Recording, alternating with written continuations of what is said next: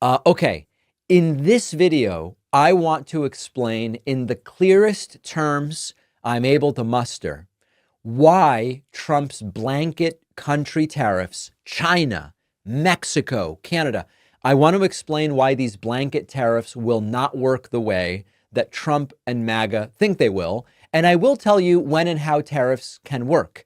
All right, let's break this down slowly so even the smartest guy on YouTube can follow along. Tariffs aren't just random taxes. They're tools, strategic ones. Let's go over the reasons Trump used them, since apparently nobody in your podcast studio did. 1. To stop China from shipping fentanyl into America. Yeah, actual poison, not t-shirts. 2. To make American products competitive again, because it's hard to compete with slave labor and zero safety standards. 3. To pressure China into lowering their own tariffs on American goods.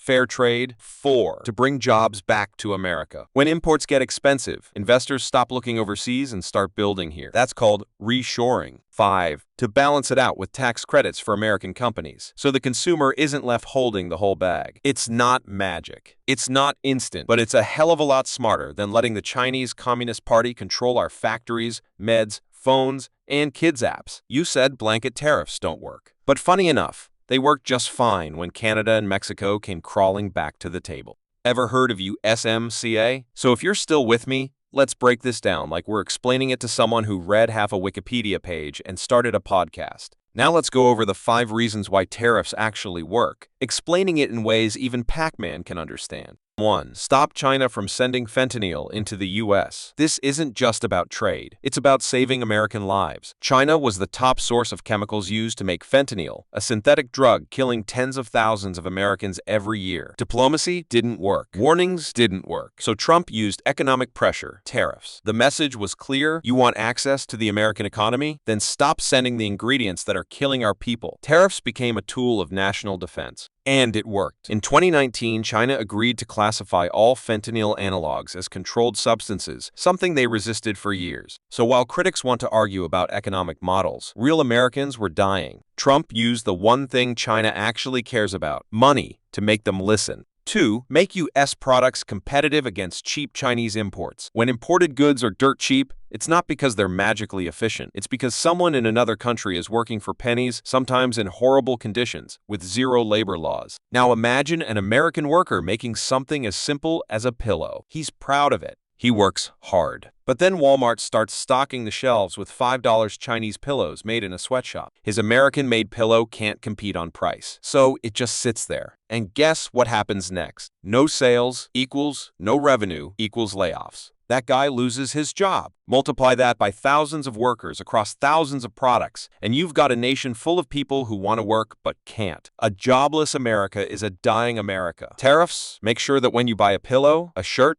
a tool, every time you buy that pillow, you're helping a fellow American keep his dignity, pay his rent, and feed his kids. That's what buying local really means. So yeah, maybe that pillow costs a few dollars more, but those dollars stay right here, in your neighborhood, in your economy. 3. Force China to lower their tariffs on American goods. When China slaps huge tariffs on American products, it means something as simple as a basket of U.S.-grown beans becomes crazy expensive over there. And when prices shoot up, guess what? Chinese customers won't buy it. They'll find something cheaper, maybe grown locally or imported from somewhere else. So now your American bean farmer, he just lost a customer. And without that sale, there's no income, no reason to plant more, no money flowing back into the American economy. One sale might not seem like a big deal, but multiply that across industries, soybeans, dairy, tech, machinery, and you've got an entire economy bleeding revenue because another country is blocking access to their market. That's why tariffs aren't just about punishing others. They're about demanding a fair playing field. If we let their stuff in, they should let ours in. Otherwise, we're not trading. We're getting scammed. 4. Create American jobs by reshoring factories. This isn't just about economics. It's a wake-up call to investors, especially the ones who packed up and left American soil for so-called greener pastures. They went to China to chase cheap labor, virtually free labor. Why? So they could make more money. And what happened back home? The American worker got laid off. Entire towns dried up. Families struggled. And here's the double slap. Not only is the American worker not earning, he's spending what little money he has on goods made in the very country that stole his job. That's right, no job, no paycheck. And the paycheck he used to have now ends up in China. Tariffs flip that script. They raise the cost of foreign goods just enough to make local production worth it again. So investors stop looking for sweatshops and start looking right here at home. 5.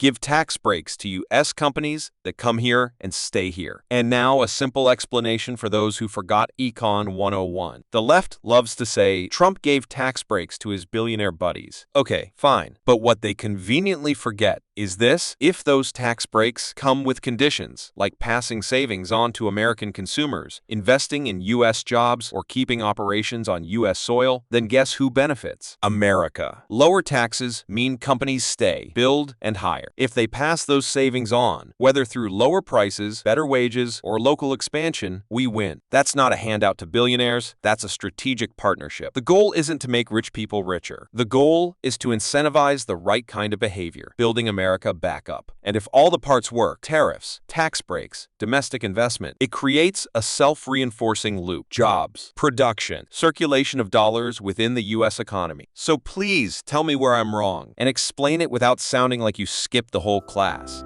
So if only you folks look beyond who's sitting in the White House and focused instead on the policies they're pushing, you might find that some of those policies actually make sense. Don't judge a policy by the personality behind it. Judge it by whether it benefits you, your family, and America. And yes, today might feel uncomfortable, but discomfort is the seed of progress. You just need to look at it with a more discerning set of eyes. And when that day finally comes, you'll give a collective sigh of relief and find yourself not praying, "Dear God," but saying, "Thank God."